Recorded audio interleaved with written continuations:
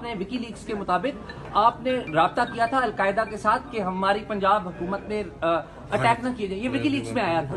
یہ بات تو آپ جواب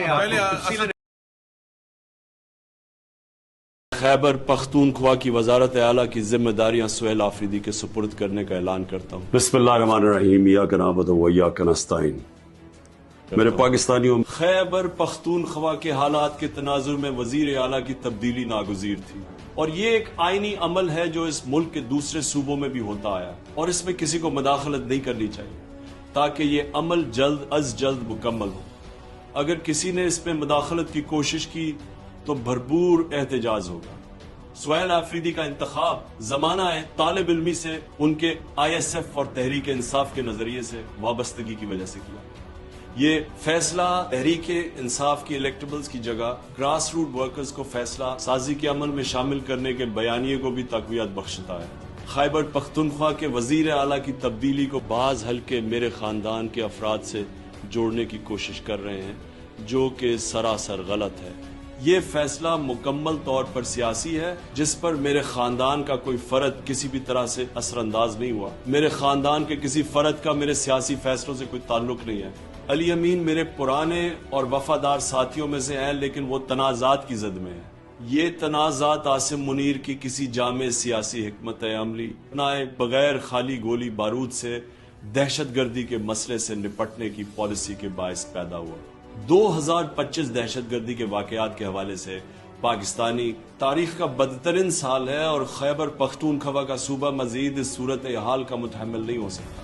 امید کرتا ہوں کہ نیا وزیر اعلیٰ اور اس کی ٹیم دہشت گردی کے خاتمے اور دیرپا امن کے قیام کے حوالے سے عوامی نمائندوں کے ساتھ مل کر جامع پالیسی اپنائیں گے. میں گزشتہ 2 دہائیوں سے دہشت گردی سے نپٹنے کی واضح حکمت عملی بیان کرتا رہا ہوں. اسی حکمت عملی کے باعث تحریک انصاف کے 3.5 سالہ دور حکومت میں دہشت گردی پر بہت حد تک قابو پا لیا گیا. تحریک انصاف نے اس وقت کی پاکستان مخالف بھارت نواز اشرف غنی حکومت سے بھی مذاکرات کیے، اور قبائلی عوام اور افغانی پناہ گزینوں کے معاملات بھی افہام و تفہیم سے طے کیے.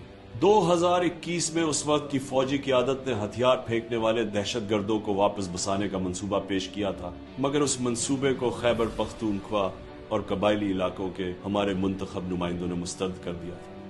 اس منصوبے پر ہمارے دور میں عمل نہیں ہوا، لیکن اب حقائق کے برعکس تحریک انصاف کی حکومت پر یہ سراسر جھوٹا الزام لگایا جا رہا ہے کہ ملک میں دہشت گردی اس دور میں بسائے گئے دہشت گردوں کی وجہ سے پیدا ہوئی ہے.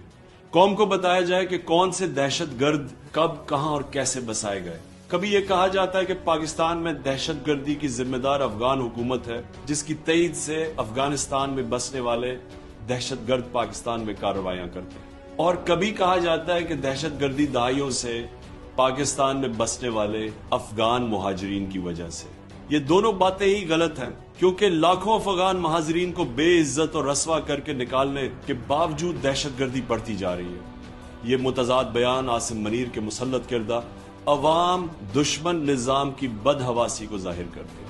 دہشت گردی سے نمٹنے کے حوالے سے میرا موقف ہمیشہ سے دور ٹکرا ہے. تاریخ بھی گواہ ہے دہشت گردی کے خلاف اگر باقاعدہ سیاسی بصیرت اور حکمت عملی کے بجائے صرف طاقت کا استعمال کیا جائے تو ناکامی ہی مقدر بنتی ہے.